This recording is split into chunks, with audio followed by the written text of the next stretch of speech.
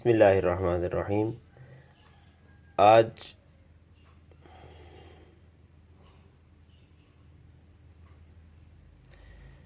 बिस्मिल्लाहिर्रहमानिर्रहीम। अस्सलाम वालेकुम। मैं हूं मोहम्मद अल्हा इम्तियाज़ और आप लोग देख रहे हैं मैथ्स चिट चैट। आज जो मैं टॉपिक आप लोगों के साथ डिस्कस करने जा रहा हूं वो टॉपिक है एक्सपोनेंट। मैं आपको ये चीज़ बताऊंगा कि हमें एक्सपोनेंट की ज़रूरत मैथ में क्यों पड़ी और इसने हमारे लिए कैसे आसानियाँ पैदा की। तो डियर स्टूडेंट्स, अगर मैं आपसे बोलूं कि 5 को 1 टाइम 5 से मल्टीप्लाई कर दो तो आप लिख देंगे 5 मल्टीप्लाई बाय 5। ओके, अगर मैं आपसे बोलूं कि बेटा 5 को 2 टाइम 5 से दोबारा मल्टीप्लाई कर दो तो आप इस तरीके से इसको लिख देंगे कि 5 मल्टीप्लाई बाय 5 मल्टीप्लाई बाय 5। और अगर इसे 5 टाइम हमें लिखना पड़े, मैं कहूँ 5 को बेटा 5 टाइम 5 से मल्टीप्लाई करना है, तो ये कुछ इस तरीके से होगा 5 multiply by 5 multiply by 5 multiply by 5 multiply by 5। हम देखते हैं कि जैसे जैसे हमारी जो तादाद बढ़ती जा रही है नंबर्स को मल्टीप्लाई करने की, वैसे वैसे ये हमारे लिए लिखना जो है लेंथी होता जा रहा है। अगर मैं 5 को 10 टाइम मल्टीप्लाई करना चाहूँ 5 से, तो ये होगा 5 multiply by 5 multiply by 5 multiply by 5 multiply by 5। मैंने अभी सिर्फ 5 टाइम लिखा है। Multiply by 5 multiply by 5 multiply by 5 multiply by 5 and multiply by 5। ये मैंने 5 को 10 टाइम 5 से मल्टीप्लाई कर दिया। तो जो जो इनकी तादाद बढ़ती जा रही है ये हमारे लिए लिखना मुश्किल होता जा रहा है। क्या कोई इसका आसान तरीका नहीं है? हम ये सोचते हैं फिर कि हमें 5 को 10 टाइम ना लिखना पड़े, हम यही लिखें, लेकिन कोई और ऐसा तरीका हो, कोई ऐसा आसान तरीका हो जिससे हम 5 को 10 टाइम लिख लें। तो जी वो बिल्कुल है। वो तरीका ये है कि 5 जितनी दफ़ा 5 से मल्टीप्लाई होगा हम 5 लिखेंगे और उसकी पावर उतनी लिख देंगे। या टोटल 10 5 मल्टीप्लाई हो रहे हैं तो हमने 5 की पावर 10 लिख दिया।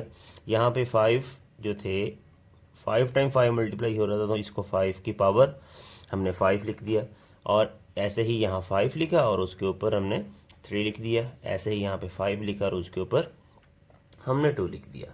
तो ये जो तरीका था, हमने ये जो नंबर है हमारे पास 5 और उसके ऊपर मैंने 10 लिखा हुआ है, यहाँ पे 5 हमारे पास बेस कहलाता है। और ये जो 10 है इसको हम एक्सपोनेंट बोलते हैं या पावर बोलते हैं।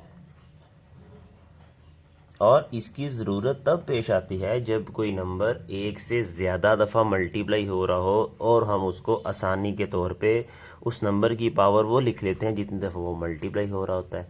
फॉर एग्ज़ाम्पल, मैं कोई नंबर है 5 है, ये अगर n टाइम मल्टीप्लाई हो रहा है 5 multiply by 5 multiply by 5 and so on, और ये इनकी तादाद n है।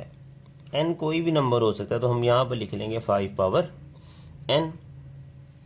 तो ये तो था एक्सपोनेंट का कॉन्सेप्ट कि एक्सपोनेंट की ज़रूरत हमें अगर कोई एक नंबर ज़्यादा दफ़ा मल्टीप्लाई हो तो हमें उसको लिखना पड़े, तो उसकी जगह हमने एक्सपोनेंट का इस्तेमाल किया कि उस नंबर को उसकी पावर लिख लेंगे।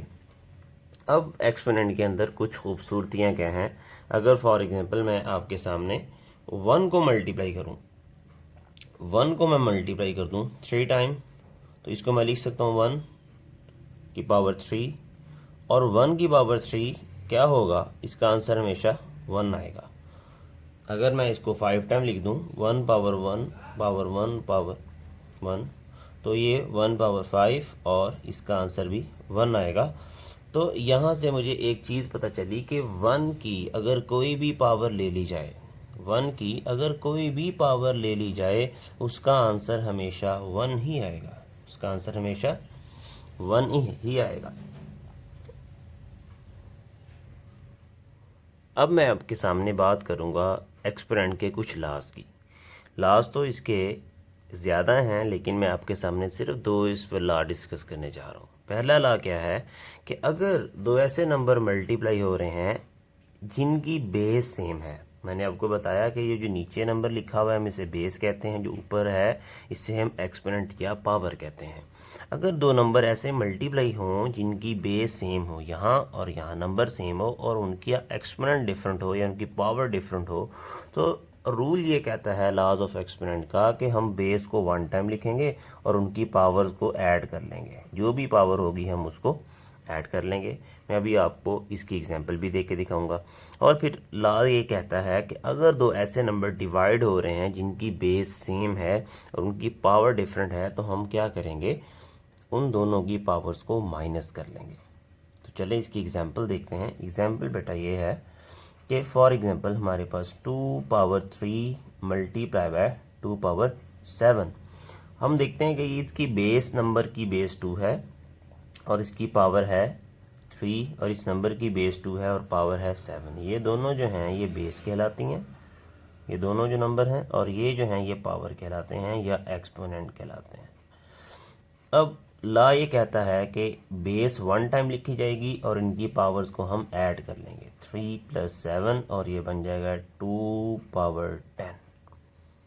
तो देखें ये पहला ला इम्प्लीमेंट हो गया। अब अगर सेकंड मैं ला की एग्जांपल दूं तो वही ऐसे है कि 2⁻3 लिखा हो, ओवर में 2⁻2 लिखा हो, सेम बेस है, पावर डिफरेंट है, तो हम इस तरीके से लिख सकते हैं 2⁻3 - 2। हमें 2 सिर्फ 1 टाइम लिखना पड़ेगा जो कि इसकी बेस है।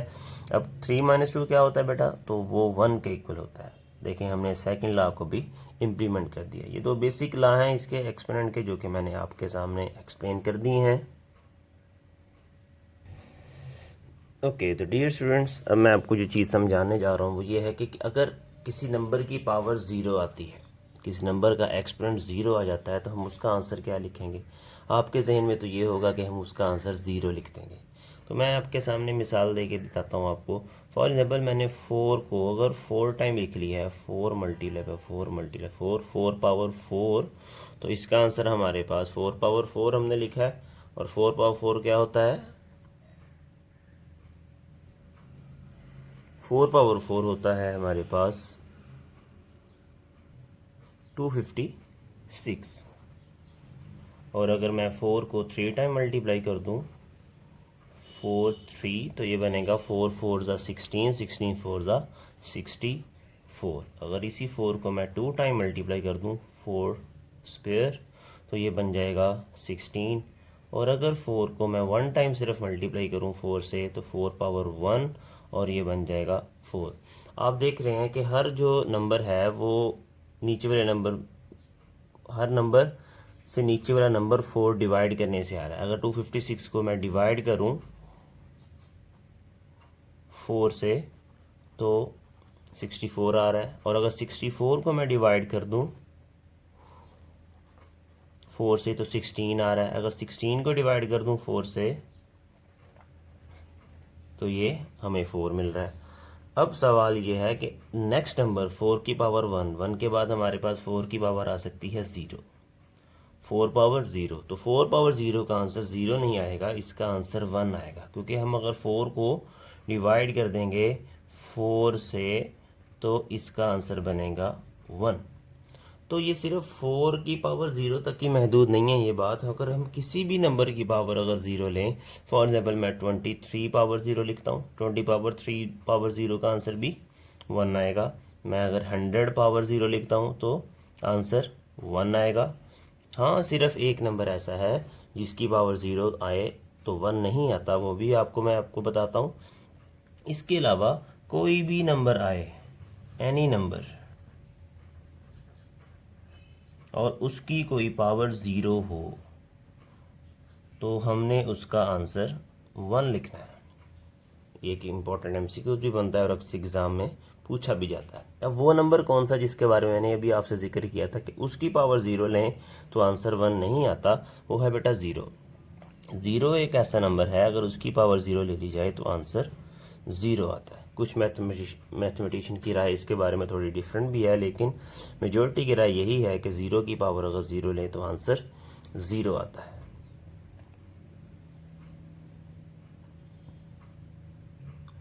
ओके, तो मैं उम्मीद करता हूँ कि आपको एक्सपोनेंट के बारे में समझ आ गई होगी कि एक्सपोनेंट होते क्या हैं और हमें इनकी ज़रूरत क्यों पेश आई थी।